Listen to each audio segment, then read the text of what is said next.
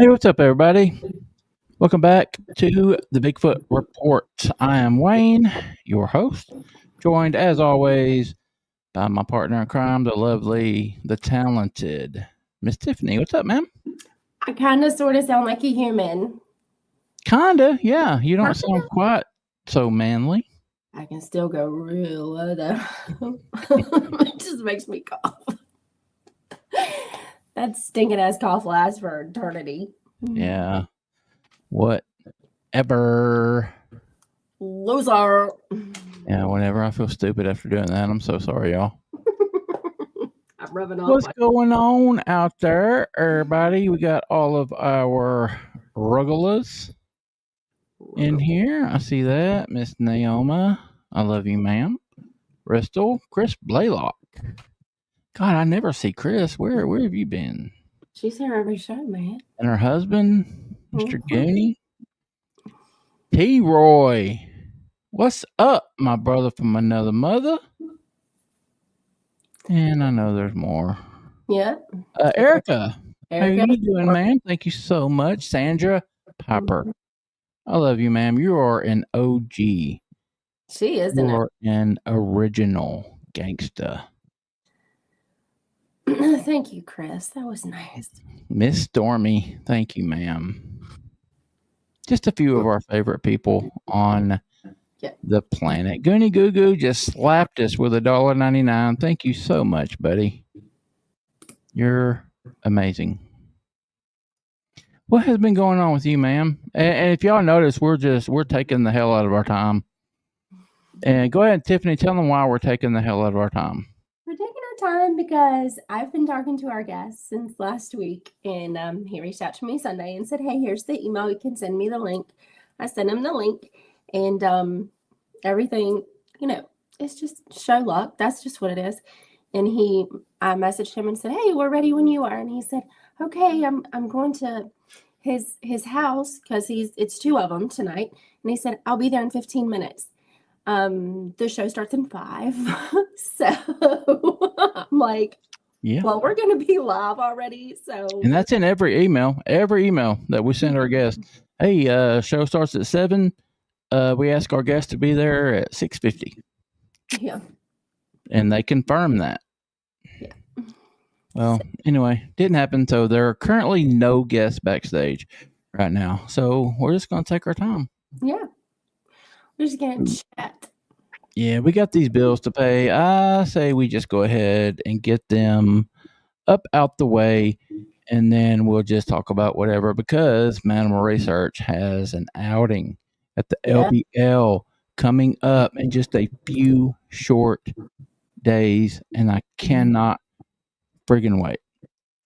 I need it. I need to get away. All the shit that's been going on in my life. I need it. I need a break. I know. I checked the weather. That's going to be at the LBL this weekend. So no, I haven't even fucking thought about that, but it has rained every day for like 2 weeks here. Yeah. It was a hellacious storm here tonight. I was like, "Oh Lord, please don't." What's it showing in the LBL? Well, this coming Friday, it's going to be 84 degrees, with passing that spitty, pissy, drizzly rain. And then Saturday, there's a 20% chance of rain, and it's going to be like 74. What about Sunday? Well, I didn't look at Sunday. Well, we're going Thursday, Friday, and Saturday, and then going home on Sunday, I think. Oh, I didn't look at Thursday and Sunday. I just looked at Friday and Saturday. Whatever. Just crap all over me. I thought you were going to give me some good news. Well, I mean, that was yesterday, so, I mean. Anyway, whatever. I'll look. You know what, buddy? You have on your sassy britches. Yeah, I'm sorry. I'll have to put you in timeout again, just like I did the other day. I'm sorry. Let's pay the bills. Okay. All right. Anybody out there that is new tonight? Oh, we just went over 3,000 subscribers. Yes. Thank you very much for that. Let's set a damn record. Let's break all kind of records and hit 4,000 in record time. Yes. Okay. Yeah, like by next week would be great. That would be so stellar. We're going to need something big to happen. I mean, hey. I'm gonna need to catch a Bigfoot. Believe in yourself, do it. man. All right, guys. But anyway, thank you so much for helping us to get there, and don't leave us, please.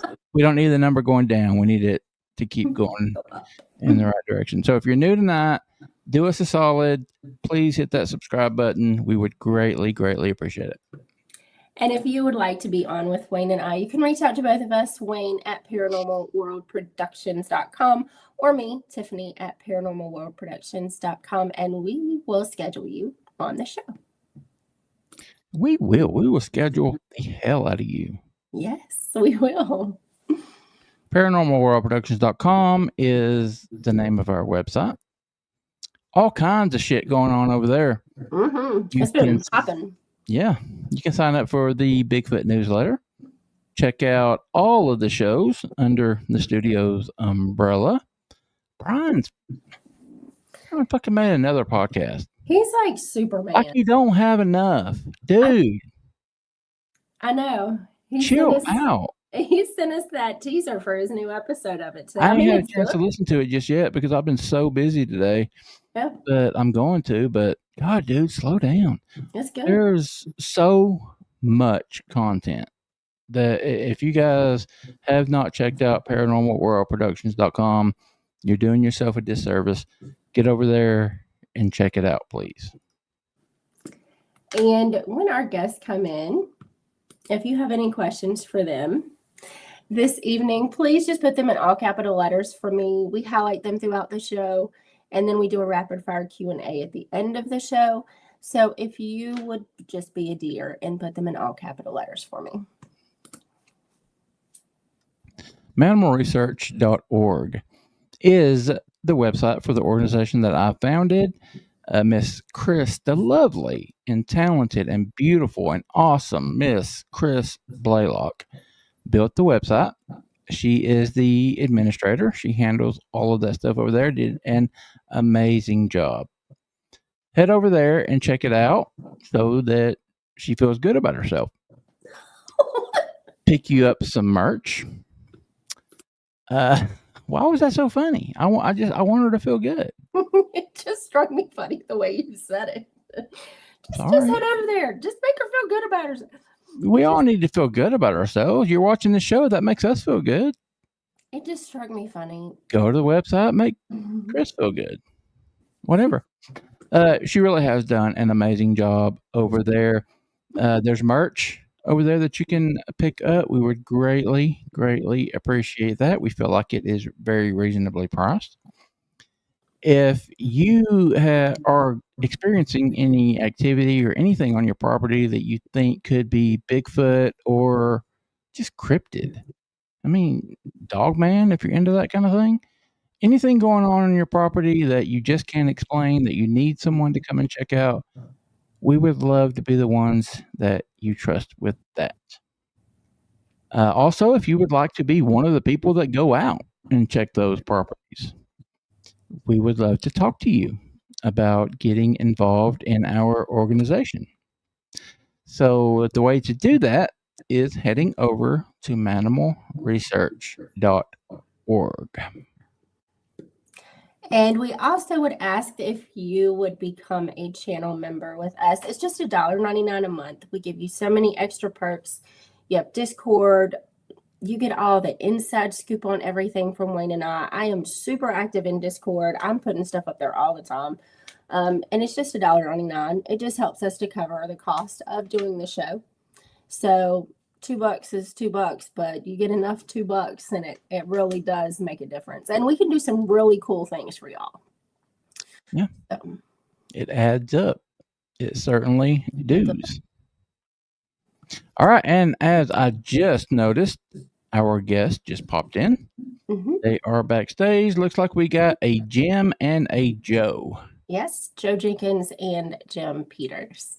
Jim and Joe. Jim and Joe.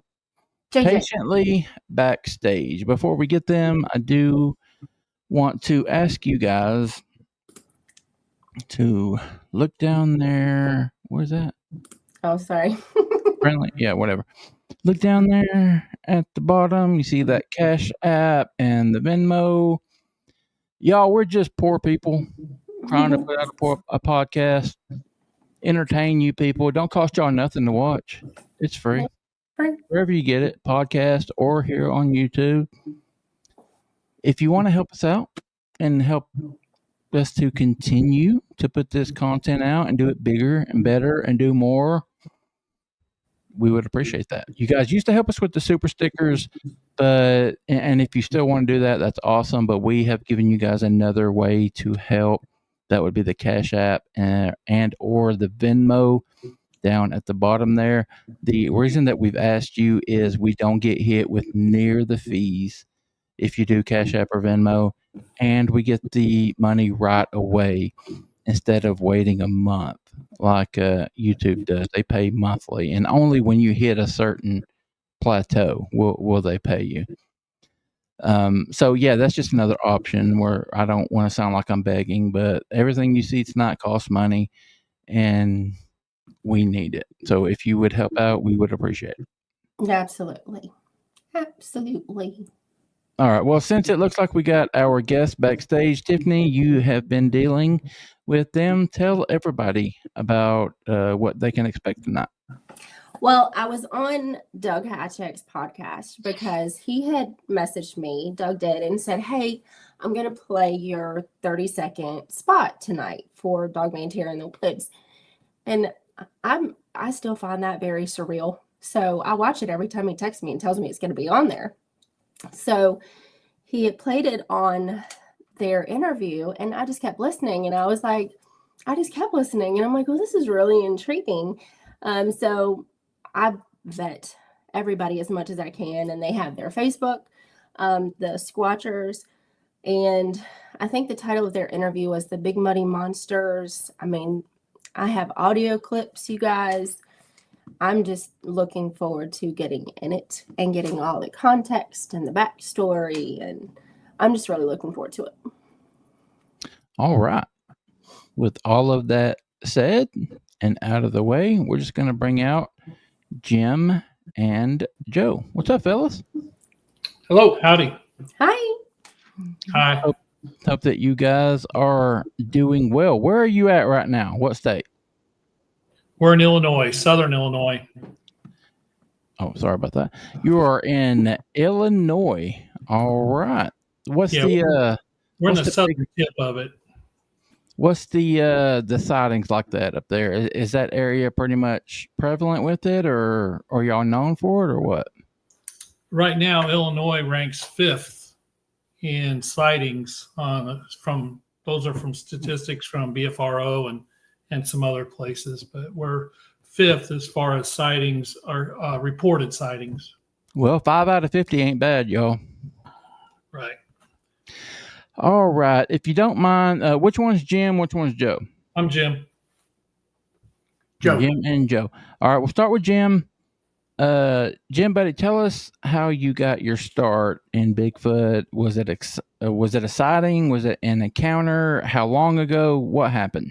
Well, I'll start off by telling you, first of all, we saw this happened to us together. And me and Joe have been friends really since 2nd grade. And he kind of moved down here to Southern Illinois, 74, junior year in high school. Yeah. And then I moved down here after I retired. And we were doing backpacking going from the Ohio River to the Mississippi River. And that goes all across the Shawnee National Forest at the southern part of the state. And we just like to backpack, and we thought, well, we're going to go clear across the state.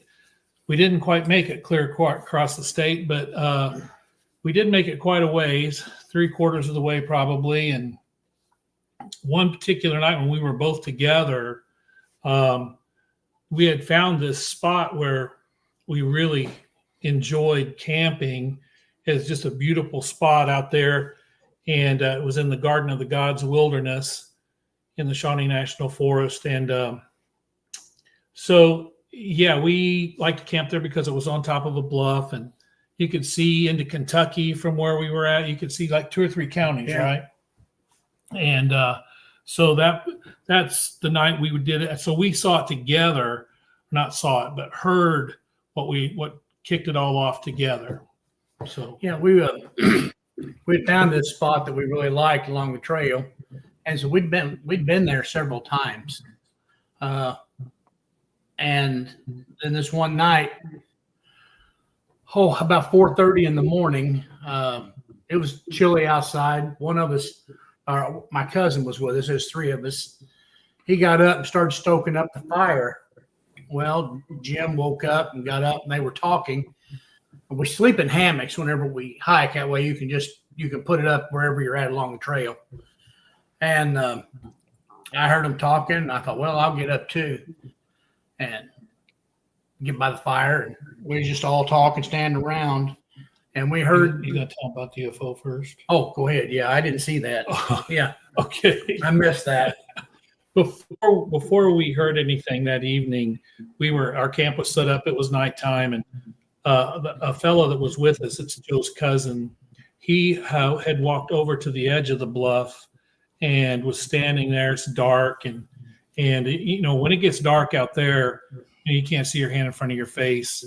And he's looking at the stars, which were pretty amazing that night. And he says, "Hey, you guys got to come over here." Well, I went over there, and I don't know exactly what Joe was doing, but I walked over to the bluff and was standing there with him. And there was this ball of light that was heading our direction in the sky. It wasn't very high, a little bit over treetops, it felt like, but it's hard to say. But it was coming at us. And at first I thought, well, maybe it's a helicopter, because there's a lot of people get lost in the Shawnee National Forest. And they sometimes will put out a helicopter to help try to find them. And I just thought, well, it's a helicopter with that big spotlight. And as it got closer, I realized, no, you can't hear a thing. It was super quiet. It comes over the top of us. And right as it gets over the top, it just stops. And it shined a light right down on us. And it didn't last very long, maybe 4 seconds, 5 seconds. And then the light went right back up, and the ball of light just started to travel on again. And I say that because this is the start of the weird night. You know, some people will put the UFO type sightings along with Bigfoot, right? And they try to put them together, and maybe they are. I mean, I'm open-minded to that, but I don't know that they're connected. Yeah. This particular night, that was odd that it happened before we heard the sound later. So make a long story short, that thing goes on, and we thought, wow, that was pretty cool. And, you know, so we ended up hitting the hammocks, about midnight or so? Going to bed. I didn't see any of it. They started hollering. I didn't care anything about getting up. I was comfortable where I was at. I missed it. So we hit the sack, and like he said, Tim got up at about 4 o'clock in the morning and was going to stoke the fire. It had burnt down, and it was chilly that night. It was in October, and so that night it got pretty low. So we wanted to make sure the fire was going, and Tim got up and put some logs on the coals that were there, and I heard him rustling around, and I got up, and then Joe ended up getting up, and we were just all, just talking, not about nothing really that I can think of. It was just chit chat, and it was super quiet that night, super quiet. Not a lot of anything going on. No crickets, no tree frogs, really nothing. It was just very quiet. And I'll let you tell what happened, but. Well, again, I got up with them too, and it just wasn't no time after I got up that we heard this howl. I think we sent it in its first howl, and this is what we heard, and it was coming from across the bluff, across the valley, on the next hillside, and it was massive. It Now like, is one of the is that how one that you sent us? Yeah. it's called Yeah, I First. have them. Okay, let's since you're talking about that, let's go ahead and play it for everybody. Did you want me to go ahead and? Yeah, go ahead. Okay.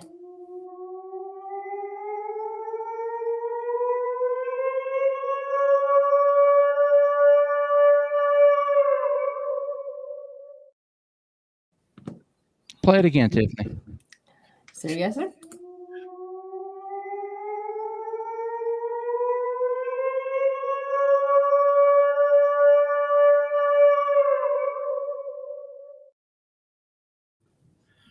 Something with a huge set of lungs.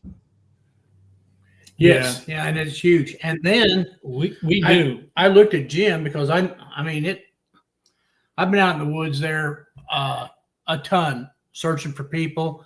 I'm on the sheriff's department. I also was coordinator for the emergency services. So when people got lost, we was out there always looking. So I've heard everything out there that I thought in the woods. And that was I asked Jim, I said, what in the world is that? And he looked at me and he said, I'll tell you, but you're not going to believe me. And he said, I've heard it on TV. He said, I think it's a Bigfoot. Mm-hmm. It didn't shock me. You know, we weren't out looking for Bigfoot or anything like that. We just like to hike and camp. And We really kind of fell into the whole Bigfoot thing because trying to find that sound. we were not, Bigfoot wasn't on our radar at all. We were just hikers, we're just out backpacking, and we're in our mid 50s at that point. And I'd never seen a Bigfoot or heard of Bigfoot or never even, you're out there in the woods, you're feeling good, you're enjoying nature and doing your own thing. And I wasn't thinking about Bigfoot. It was he. And, you hear something like that, and then, it just kind of changes your life a little bit, like flips the switch, and you're like, holy moly, we're not alone, because this sound was so massive. You could feel it, not only just hear it, but it was like bone rattling, like in your chest. You could feel it as it was going on, and you knew that there was like no human could make that loud of a sound, from where it was coming from. And I had never heard any kind of an animal out there, make that kind of sound. And down here we do have cougars and we do have things like that, but we had never heard anything like that. And it didn't sound like anything we'd ever heard before. And so it was very, very kind of shocking for us. And before I could even answer his question of what it was, it seems like there was a response from the north, probably a couple miles away. It wasn't as strong of a whoop. It wasn't as long. It was just a whoop, but you could hear it, but it was faint. And we were just standing there kind of really dumbfounded, trying to, wrap your mind around what you just heard. I mean, when you have never, even thought about that before, it's kind of a shock to the system, and your brain is really trying to figure out what it was, what just happened. And we sat down, we walked to the edge of the bluff there, and we kind of sat on the edge of the bluff, and really nobody's really seeing anything. We're just kind of sitting there, and we started hearing gibberish. That's the only way I can explain it. Down below us, and the path or the trail down below us was about 200 feet below us, and it was, of course, it's pitch black, and they're beneath a canopy. There's a bunch of trees in there, so we can't see, but we can hear this gibberish of some sort. You could tell it was like it sounded like maybe a male voice and a female voice. Did it sound like the samurai chatter from Ron Moorhead? Not nearly as good as that. Okay. Obviously, his was really, really good. This was not as loud as what his was, and it was just barely audible to us. I mean, we're 200 feet up, and you could hear just, I can't even describe it, gibberish. It's just, but it was kind of a lower tone and a higher tone, and it was moving. You could tell that it was kind of moving along, and it was going in that north direction towards the fainter one that we heard. And it finally just dissipated, and we believe it or not, we all just got right back up, and everybody climbed in their own hammocks and went back to sleep. Now, I know that sounds really odd. No, it doesn't. You guys, let me interrupt real quick. That does not sound odd to me. And Tiffany warned me that this was going to come up tonight because I have talked about it so many times. For those you guys probably aren't very familiar with me, I founded my research organization back in 2019. It's called Manimal Research. We are based out of Southeast Tennessee, but we have members in several states here in the South. And we go out and we do expeditions. We go looking for this thing. We have had several encounters. I've had one believed sighting on thermal, and just all kind of crazy stuff. But when we talk about the weird crap that goes on when we're out there, I have mentioned it. I don't want to say every time because I don't want to be that guy that something happens every time that they go out. But a lot of the times that I go out on expedition, I sleep in a tent. We do a lot of camping. I sleep in my tent, and something will wake me up in the middle of the night, 1, 2, 3, 4 o'clock in the morning. Something outside of my tent woke me up. And I'm there, just like you guys, for one reason: to see these things, to have an experience, to gather evidence. I've got all this equipment with me. Something is happening that woke me up, and I cannot make myself get up. I can't make myself wake up enough to look outside the tent.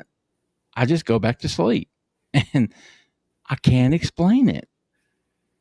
We had talked to some other researchers that basically told us it's your brain's way of trying to get back to normal, especially when something that abnormal happens to you and like shocks you. Going to lay down, your brain is trying to say, okay, I got to get normal. I got to get something, back to some kind of normalcy. And that's what his explanation was to us. And we're like, yeah, well, that could be because it was the strangest thing of the night. That made sense. That we ended up going back to sleep. It's like, that was weird. I don't think that would happen today, but it sure did happen that day. Yeah, when I was on Doug Hutchek's show, I talked about it, and I asked him about it, and he said he had experienced it. And now you guys are talking about it too. So I guess it's a pretty common thing. Well, it was for us, and for the longest time, we didn't think it was very normal, and but we were really, really new. So we had this experience that kind of changed our lives. And me and Joe aren't the type of person that's just going to go home and forget about it. Yeah. Right. So what we wanted to do was catch that sound again, right? We wanted to hear it again. And but we didn't know a lot about researching anything, right? Bigfoot or anything like that. So we, we got on the internet. We started trying to find that sound that we heard. We started seeing what they said to look for, if you're in an area. Well, we're hiking anyway. So, we're doing that just for the fun of it. And so we start looking for what they say to look for. And lo and behold, we start seeing some of the things.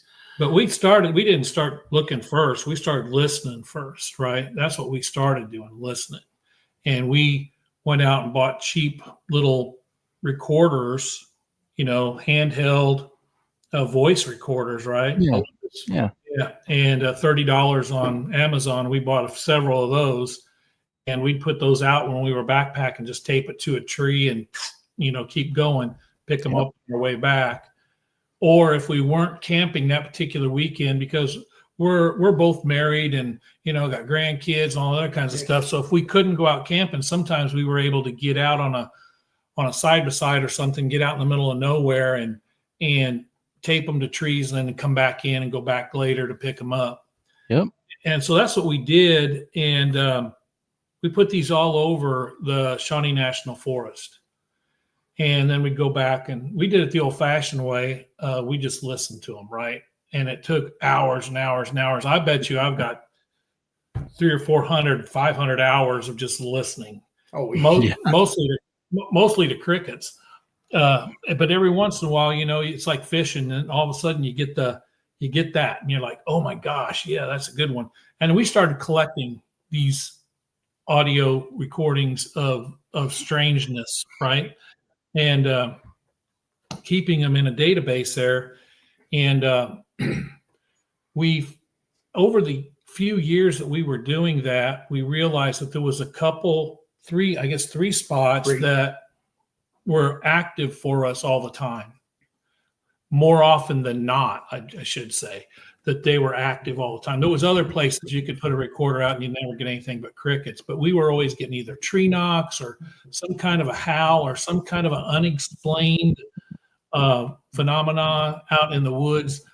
And so those are the three areas in the Shawnee National Forest that we started our research in, because we had plenty of audio. And then we started doing what Joe was describing, and that is getting out there and getting in those areas and really starting to look for footprints and tree breaks and, all kinds of different structures and stuff like that, which we found several of. So we were very fortunate in that area that that we were able to hone into these areas. And the interesting thing, if I could add, that is that these three areas that we found active have also been active for many, many years, because since then we have talked to several people in the area who have come forward and talked to us about their experiences and stuff. And we have documented experiences in those three areas clear back into the mid-70s. Yeah, I have all of the audio clips, Joe, that you had sent me. For whatever reason, I could not get the pictures to go on to StreamYard. And I have your footprint cast on there. I don't know why they won't go over, but y'all just let me know when you want to hear some of the audio. Yeah, let's go ahead and play some of the audio, Tiffany. Go ahead and let you handle that. Okay. So we have the loud knocks. We'll play that one.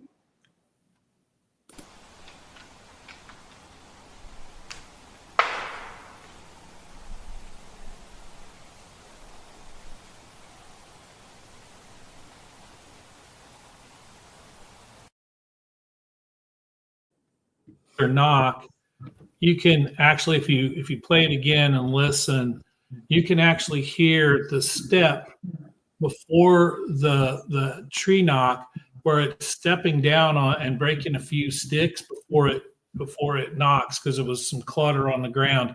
And the interesting play that thing again here in a second, Tiffany. Okay. Yeah, I can do that again.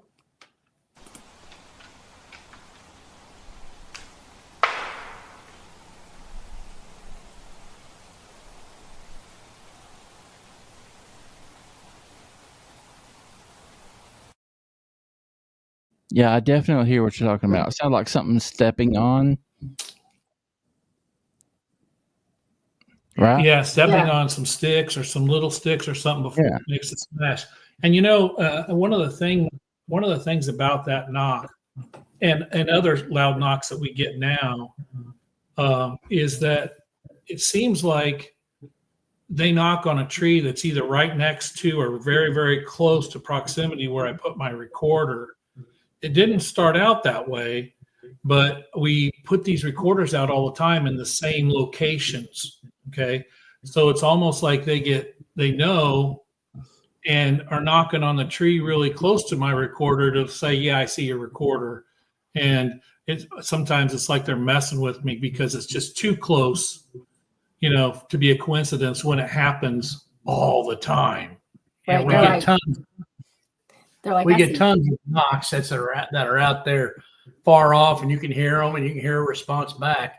But that one there was just so clear and so close that we definitely kept that one and play it. Let's do the singing chatter. Yeah, that's interesting. Yeah, it's very interesting.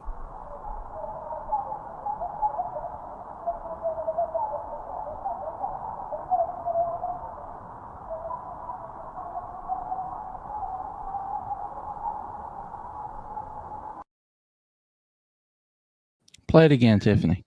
Okay.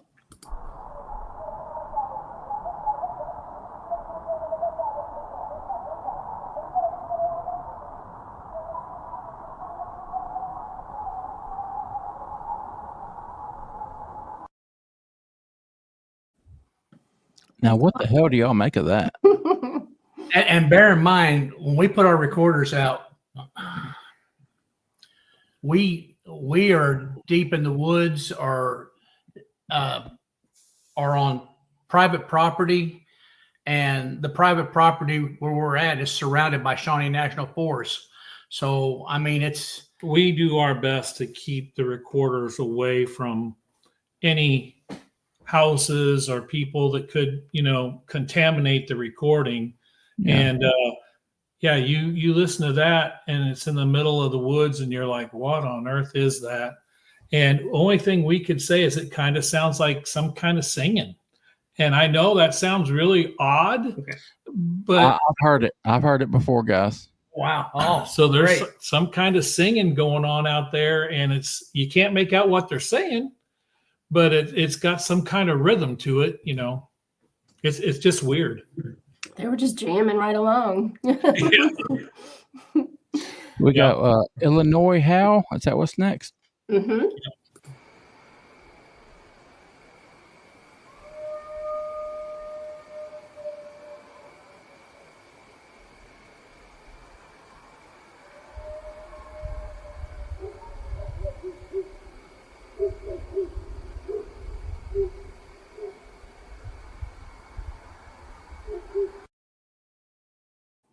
Do it again, That Tiff. light up the dogs in the area.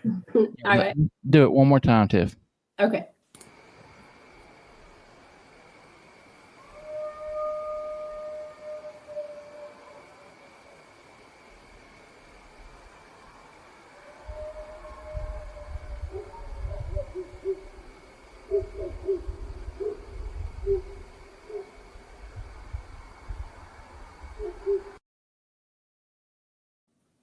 We were actually sitting in a side by side when that happened in the middle of a field and heard it coming from on top of a mountain. And that was a Code Brown moment, right? Code Brown. It's definitely if we were closer to it, yeah, you'd be wanting to get out of Dodge.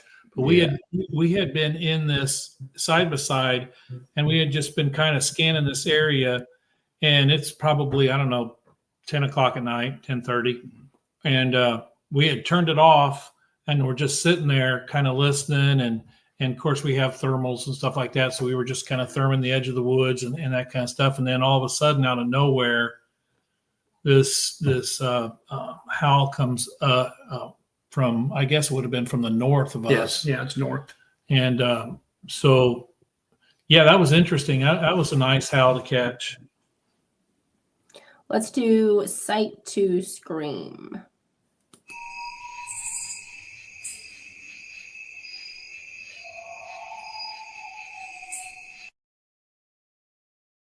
Do it again, Tiff.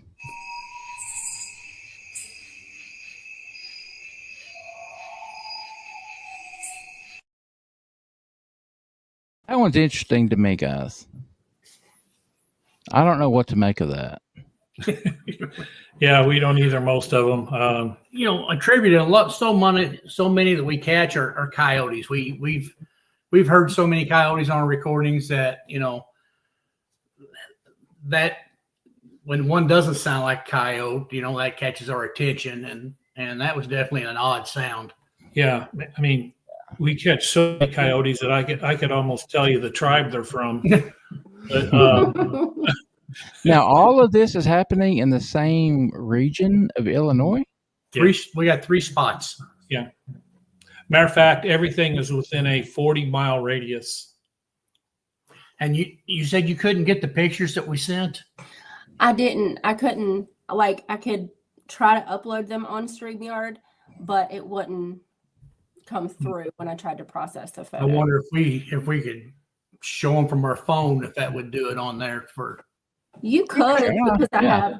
have, for sure. Because I mean, your Because footprint pass- we've actually caught 4 cryptids over the past 12 years. That Do you have the pictures, Tiffany? I do. Send Do you them want to me. To you. Let's see what I can do. Okay, I will send them to you. Do you want me to send them via email or text? No, text them right now. Sorry, yes, sir. Yeah, these are 3 sites that we've narrowed down that we consistently will get something.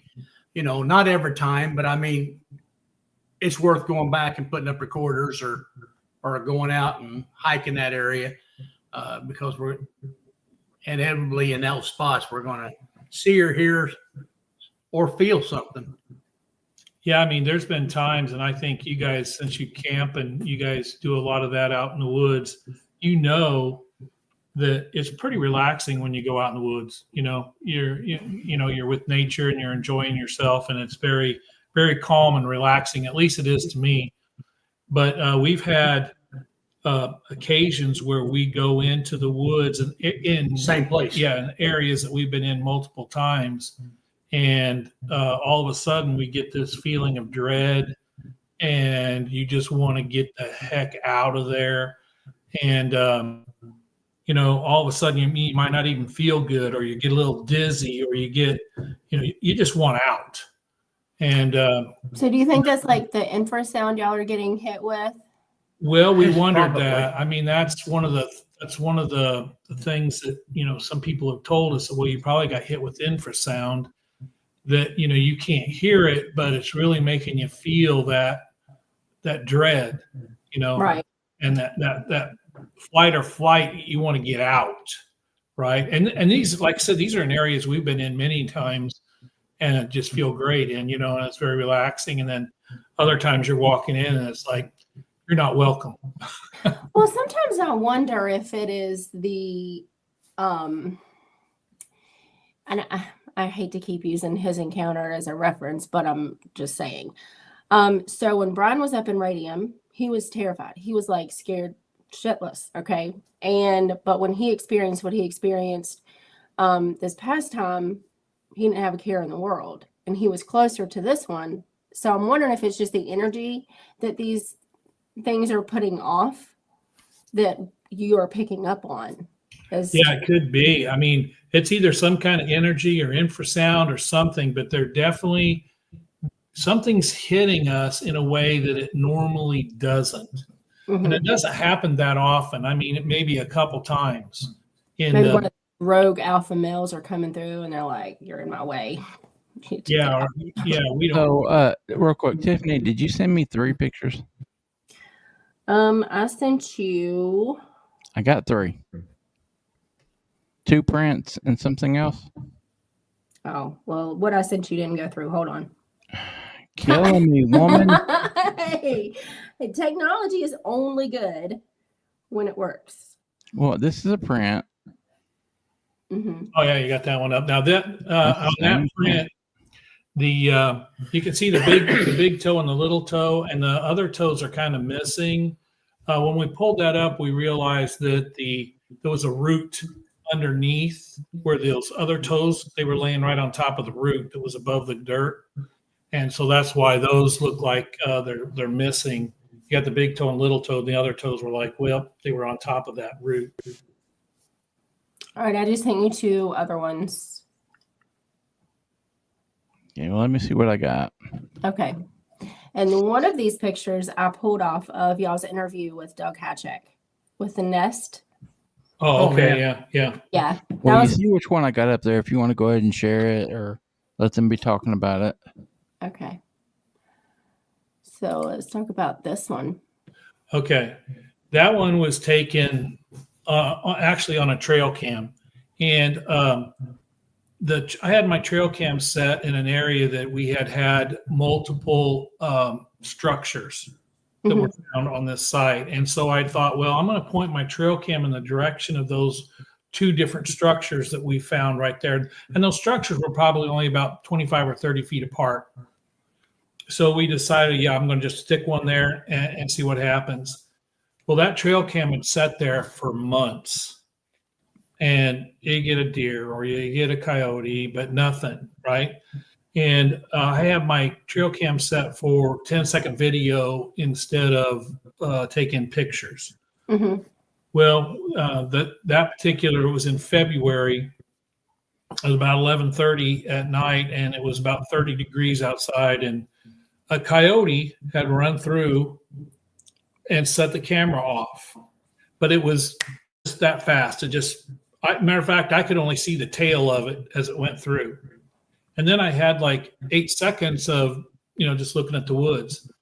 But I did notice that there was something back there that was doing, this behind the trees, right? So there's two trees there, and it's kind of going in between like this, from one to another.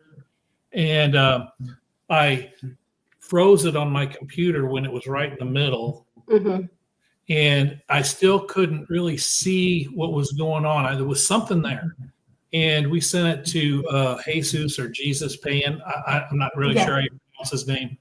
And, he's really good at enhancing photographs and stuff. So he enhanced it and sent it back to us. And this is what we had. It was some kind of a cryptid standing there in between those two trees. It's almost like he has his arm up. Yeah, I can see that. Yeah, kind of like that. And then around the smaller tree, you can almost see it, part of his shoulder or a hand sticking to the smaller tree. Just barely see it. And so that was captured there. Now, note that he couldn't have set it off. And he wouldn't have set the trail cam off. It was the coyote that did it. He was far enough back that there was no way he was setting it off. But I could still see the movement in the background, and that's what we captured. So if you can zoom in, I don't know if you can or not on that, you can see the hair blowing off to the side. like a chin. No, we can't zoom. I can't zoom it in, but you can see at the bottom how it's kind of. Yeah. Yeah, you can see the hair kind of. I do have the other two up though. Okay. Go ahead, Tiff. I'm working on it, sir. My mouse ain't listening. Well, kill it. Okay. Yeah. Well, let Joe tell you about this picture. I was working. I worked for the Hardin County Sheriff's Department, sheriff's deputy. I was since about semi-retired now, but I was on patrol and had some cows out. So they told me where it was at, and they had gotten hold of the owner. So I headed out that way. It was out on a gravel road and in a curve where, you could come around and hit a cow real easy. So I got out there and I parked my car across the road, and kind of where the gate was, I could see where they had run through the fence. And there was 4 cows just meandering around there by the road and across the road.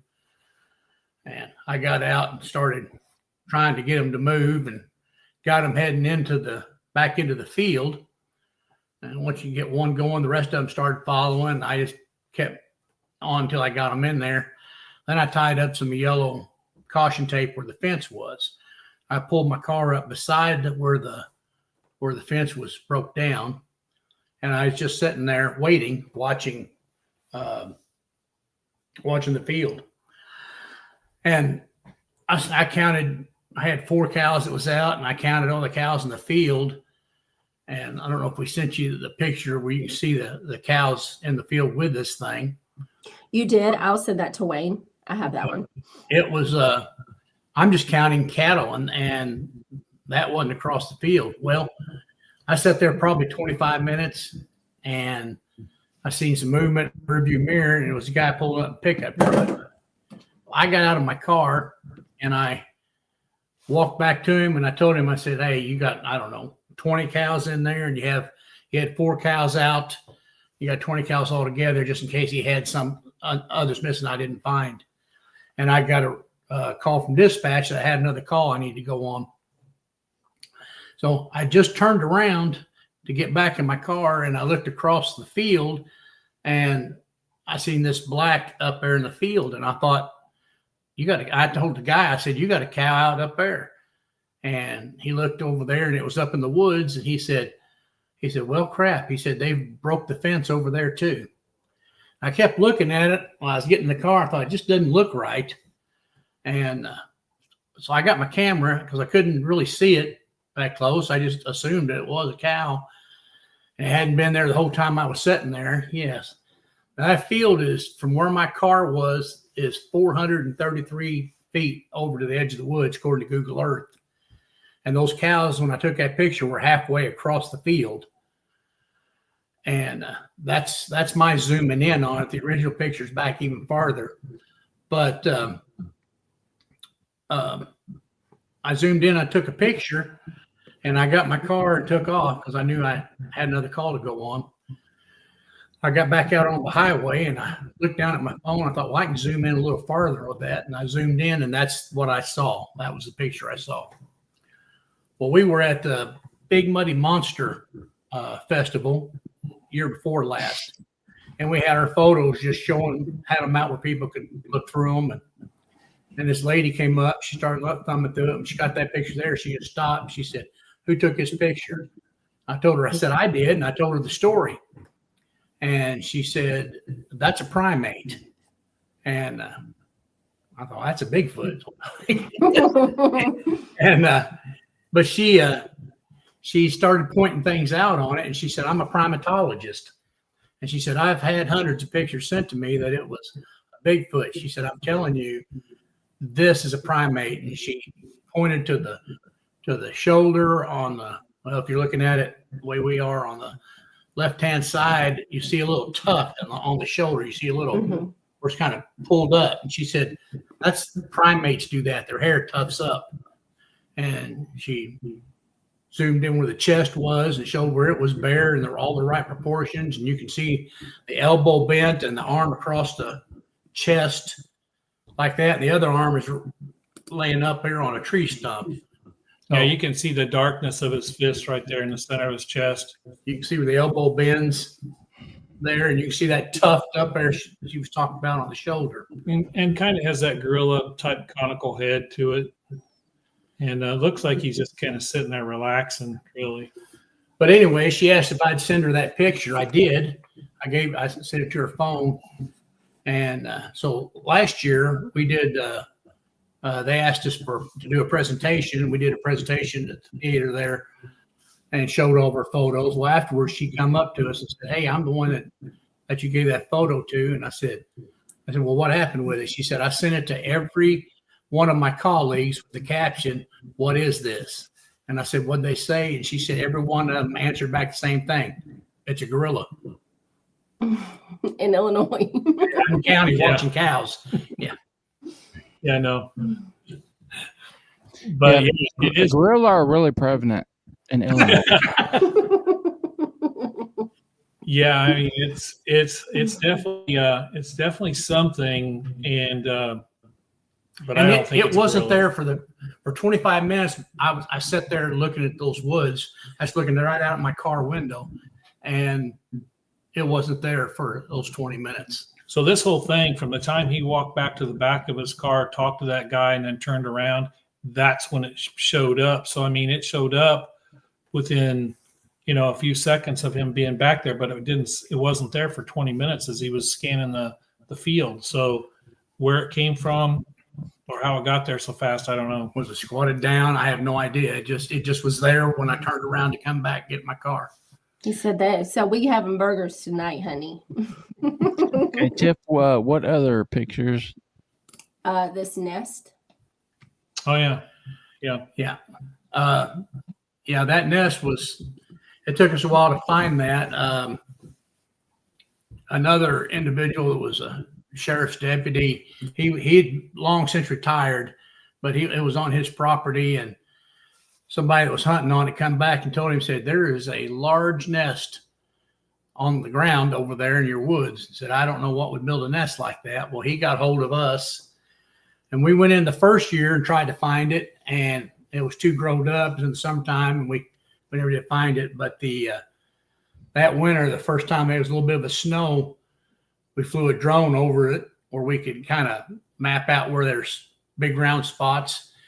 And that spring we went in there and we found the nest.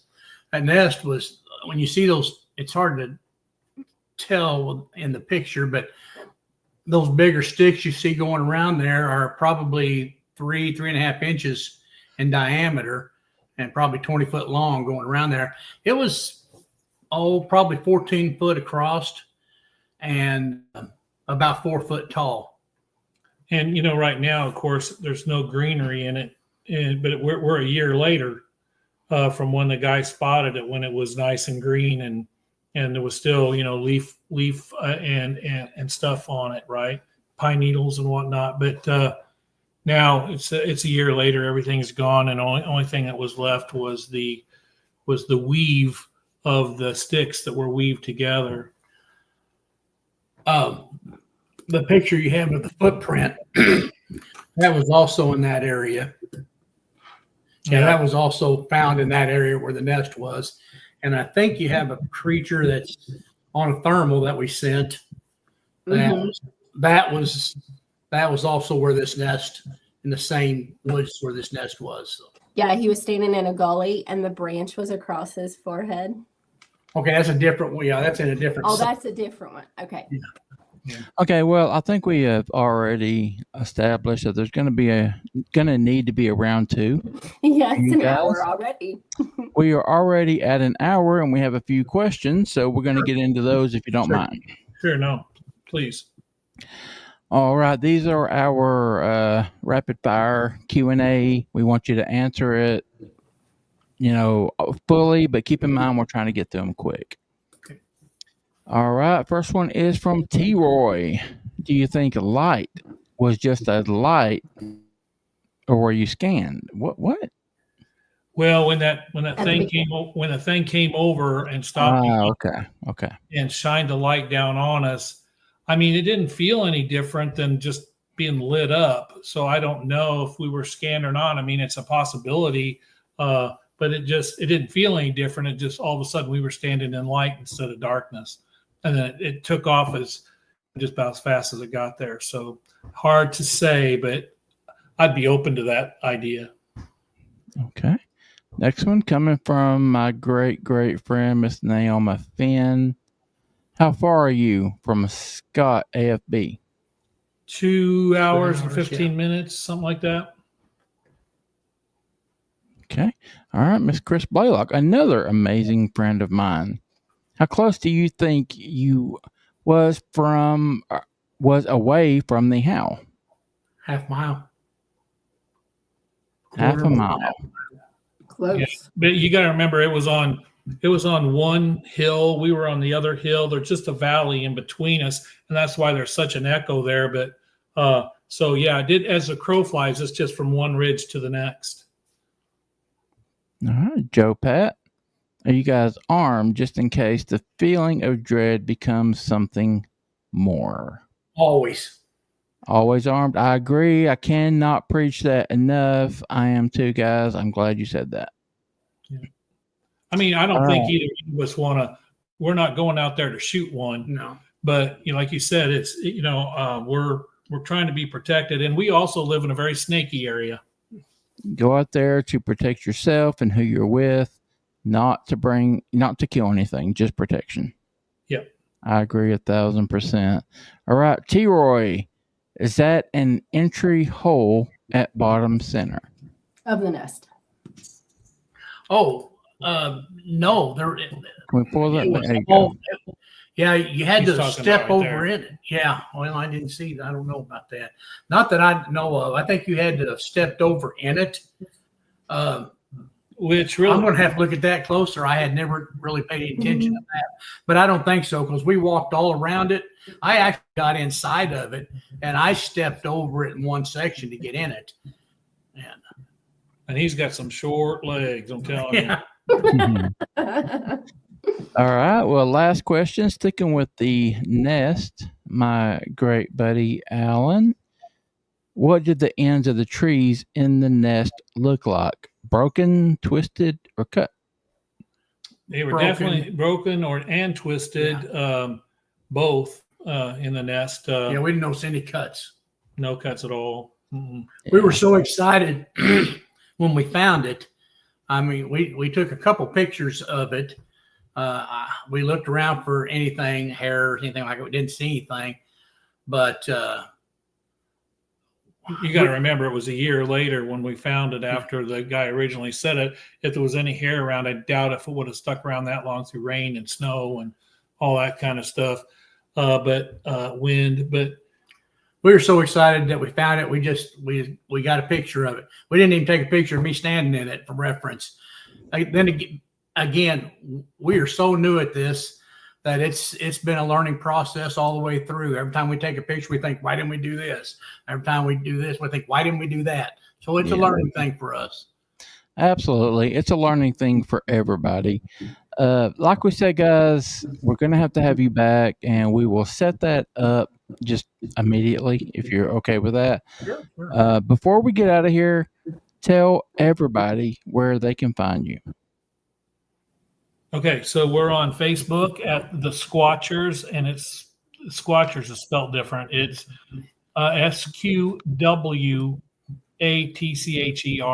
Squatchers, the Squatchers on Facebook, and that's really our only social media type thing. And there, yeah, you're welcome to come there. We do try to keep updated with some of our latest expeditions or the things we're doing. We got a couple people that we're working with right now who have asked us to come out and do some research on their properties, and we try to keep things going and updated there, or where we're speaking or something like that. So please, and please drop on, ask questions. We'll be glad to answer them on there too. All right. Very cool. Like I said, we will be in touch after the show to set up a round two. You guys are welcome back anytime. Really cool stuff. I want to thank you for taking the time to hang out with us tonight. Yes, thank you so much. We enjoyed it. Yeah, we appreciate it. Hope you enjoy the rest of your evening. Thanks, you Thank guys. you. Have a good one. Bye. Bye. See, good stuff. It And was good stuff. all the good ones go by just like that. Always. It really did not feel like an hour. No, not at all. Yeah, No. I like having pictures and audio to share. I feel like it keeps all of us engaged and all that cool stuff. Well, and the chat's been hopping. I mean, there was like 40-some people. Chat is always It was hopping. I can't keep busy. up with the chat. I know. I haven't been able to this evening. But yeah. Just wait till we blow up and there's like 200 people in here. I know. I'm gonna need another me. All right, what's next, man? What we got on deck? You're going to the LBL this weekend. I I know will be you're so excited. camping this weekend Camping. in the LBL, Land Between the Lakes. Row, row. Yeah, Mr. Roger reached out to me today. I sent you that. Oh yeah, he Miss Naomi Finn that is in the chat tonight. She is planning on being at the LBL with us this weekend, but she is also a guest on Roger's show. Mhm. So she is going to do her best to find a spot to go live to be able to do it there. Y'all tune in to Roger's show. Mhm. Watch and holler. It might be pretty damn cool. Y'all might get an inside peek of Manimal Research. That's right. It'll be very cool. And we might try to go live there as well. I don't know. It's going to be a pretty cool weekend. Yeah, it'll be fun. But I can tell you that Tuesday, you will be, when you come back, we will be having Richard Farabee on. So that'll be cool. He is also Will be what? Richard Farabee, Okay. BFFG. He is also a member with us now. So Awesome. cool. Yes. All right. Say your goodbyes, ma'am, and we will get all up out of here. Goodbye. Thanks for coming. Thanks for keeping the chat lively. Sorry I wasn't as interactive tonight. You guys stay sweet and come back and see us next Tuesday. Guys, thank you so much for being so respectful to our guests. You always are. We can always tell the good people when you are respectful to our guests. Even if you might not agree with them, you're still respectful, and we appreciate the hell out of that. Yes. Guys, thank you so much for everything that you do. Y'all take care of yourselves. Take care of each other. Bye.